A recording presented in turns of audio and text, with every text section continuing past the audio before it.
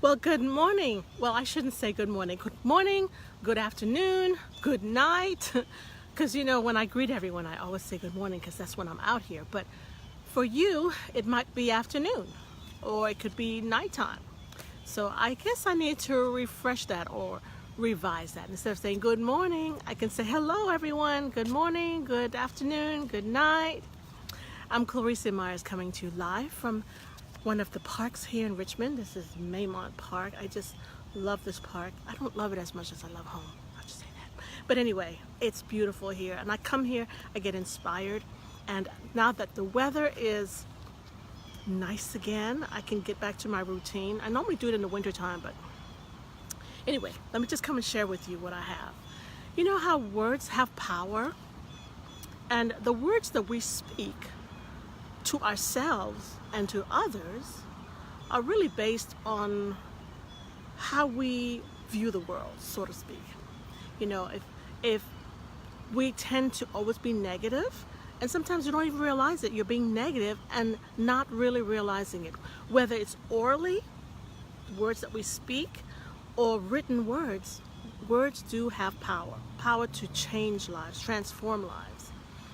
And this morning I was thinking, a poem came to me, a poem that I had learned some time ago. This is when I was in college, so it has to be like, I guess 40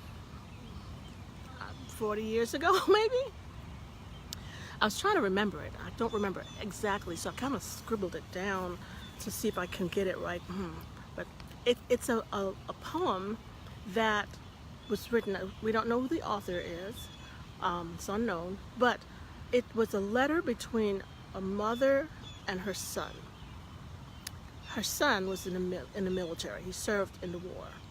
And it goes something like this. I might have to pull this up, but from my memory. It says, "Dear Mom and Dad, the war is over. At least my task is through.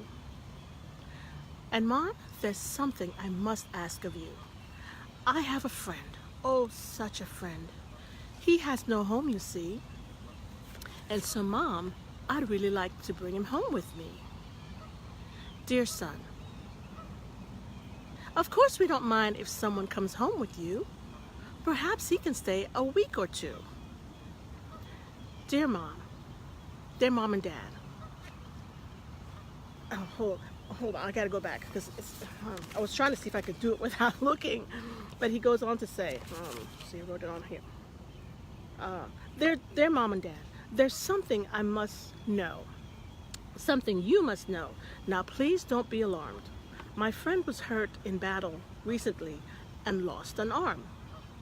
Dear son, don't be afraid to bring him home with you. I'm sure he can stay a day or two. Dear Mom and Dad, he's not just a friend. He's like a brother too. That's why I want him near us and like a son to you. Before you give your answer, Mom, I really don't want to beg, but my friend was wounded in battle recently and also lost a leg. Dear son, it hurts to say. The answer must be no, for the boy is crippled. Dad and I have no time. Some months go by. A letter comes. It says their son has died. And when they heard the cause of death, the shock came. Suicide. Days later, when the casket came, draped in our country's flag, they saw their son lying there without an arm or leg. It went something like that. Anyway, those words were powerful. It changed that boy's life. And as we journey through life, we have to be aware of the words we speak to ourselves and the words we speak to others. I was listening to a gentleman named Brendon Burchard, and he was talking about how we can retrain our minds. First of all, we have to take a pulse, take inventory on what we are saying. So like if you're in the grocery store, standing in line or sitting in traffic, your minds go wandering all over the place. So, stop with yourself and think, what am I thinking? You have to be aware of your thoughts. And once you're aware of your thoughts, and if you find that they're being negative, negativity is just rehearsed. You know, when something happens to us, could be something horrible, you know, we tend to think about it, and we kind of rehearse it, and we replay it in our minds, and before you know it, it's just the major thing, and we just emanate that from our being. And so we as humans, we have like an aura about us. People come into our space and they are either repelled because of what you're giving off, or they're attracted to you, and you want to be someone who attracts. All right, so Brendon Burchard, he says, when you find yourself speaking words of negativity, you can retrain or reprogram. Maybe you got to program it in the first place to think positive. You can stop yourself immediately from those negative thoughts. Like if you're going to have an interview, or if you're going to have something that's coming, maybe a project, and you find yourself thinking about, oh, it's going to go by, I have to give a speech, oh no, it's going to be bad. You start thinking negative things. No, stop yourself and then think about all the possible positive outcomes that can result from what you do or what you're going to do. So, and just like negativity is rehearsed in your mind, and that's what you start emitting, you can change that so that it's positive energy that you're emitting. So that's what I wanted to say to you this morning. Oh my goodness.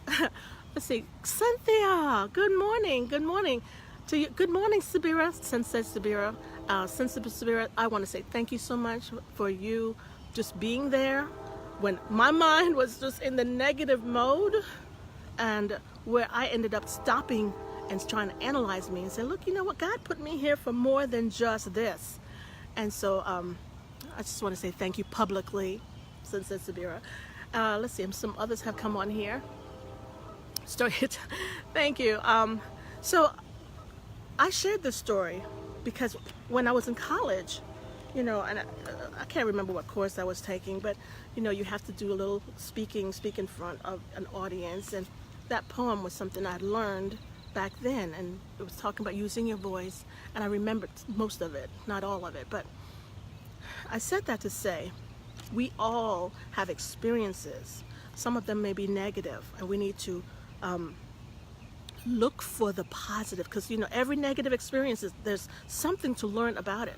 Look for that positive, focus on that, and use that to start feeding yourself the positives that you need to make the change in your life. And in so doing, you can somehow impact those in your sphere, those who are around you, you know. And it's not all about speaking from a stage, it's just the connections that we make with others. That's the important thing. And hopefully we can make positive connections so that we inspire others to transform and be their best possible them. And we can be our best possible us. So in the description, I do have a link for storytelling. It's a storytelling training. And, you know, again, the way that we impart knowledge or we share with others, it makes a difference. If we're loud all the time, you know, I mean, it's okay. It has its place. You know, it has its place. Everything has its place. But we can connect more with people who may have the same temperament. You know, we have to be able to meet the entire range. Those who are energetic, high energy, those who are more quiet. And the art of storytelling, it is a training, something that we have to learn. So anyway, that's what I wanted to share with you this morning. I got to put my glasses on, guys. Being out in nature, I receive energy from the new life that's around, everything that's new. I get that. My glasses, yes, they're support, but it's a barrier for me. So I need them to see. I can't see the comments. I can wave to you. Good morning. Good morning, Yvette. Good morning. Good morning, Stephen. Good morning. So I thank you for joining me, guys, this morning. If you're catching me live, be sure to tell me where you're tuning in from. It's okay. It's okay. You can tell me where you're tuning in from. one of my relatives said, I don't like having an online presence, so that's why they don't say anything, and that's okay. But those of you who are not afraid to say hello, good morning, and say hello. If you're catching the replay, type #replay, and you can still tell me where you're tuning in from. So this morning, I just want you to be aware about your words, the words that you speak to yourself and the words that you speak to others. It should be one and the same, positive. All right, thank you for joining me. I come every morning. I say I because Roland is still in the bed. He's more of an afternoon person, and I can't fault him for it. But this is my time. This is when I can function best. So I'll see you guys tomorrow morning at 8 o'clock. It's Friday tomorrow. Gosh, the week has just gone by. Have an awesome day, and I'll see you tomorrow. Bye now.